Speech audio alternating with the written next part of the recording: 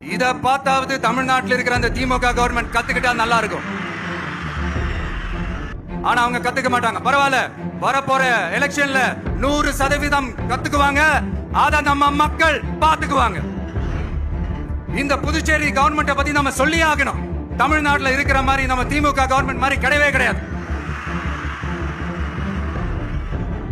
ஏன்னா வேற ஒரு அரசியல் கட்சி நடத்துற நிகழ்ச்சியாகவே இருந்தாலும் அந்த நிகழ்ச்சிக்கு தன்னெழுச்சியா வர நம்ம மக்களுக்கு பாதுகாப்பு கொடுத்து பாரபட்சமே காட்டாம இந்த கவர்மெண்ட் நடந்துகிட்டு இருக்கிறாங்க. அப்படிப்பட்ட இந்த புதுச்சேரி கவர்மெண்ட்டுக்கும் நம்ம புதுச்சேரி சிஎம் சார் அவர்களுக்கும் இந்த நேரத்தில் என்னுடைய மனப்பூர்வமான நன்றிகளை தெரிவிச்சுக்கிறேன்.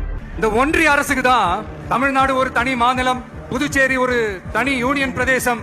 அவங்களுக்கு தான் தமிழ்நாடு தனி, புதுச்சேரி தனி, இப்படி எல்லாம் இருப்பாங்க. ஆனா நமக்கெல்லாம் அப்படி கிடையாதுங்க.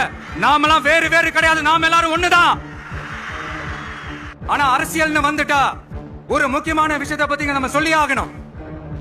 1977ல புரட்சி தலைவர் எம்ஜிஆர் அவர்கள் தமிழ்நாட்டில் ஆட்சி அமைச்சாங்க. ஆனா அதுக்கு முன்னாடியே 1974லயே இங்க புதுச்சேரியில அவங்களோட ஆட்சி அமைஞ்சது. நமக்காக வந்தவர் எம்ஜிஆர். அவரை தமிழ்நாட்டில் மிஸ் பண்ணிடாதீங்கன்னு நமக்கு அலர்ட் பண்ணதே புதுச்சேரி தான்.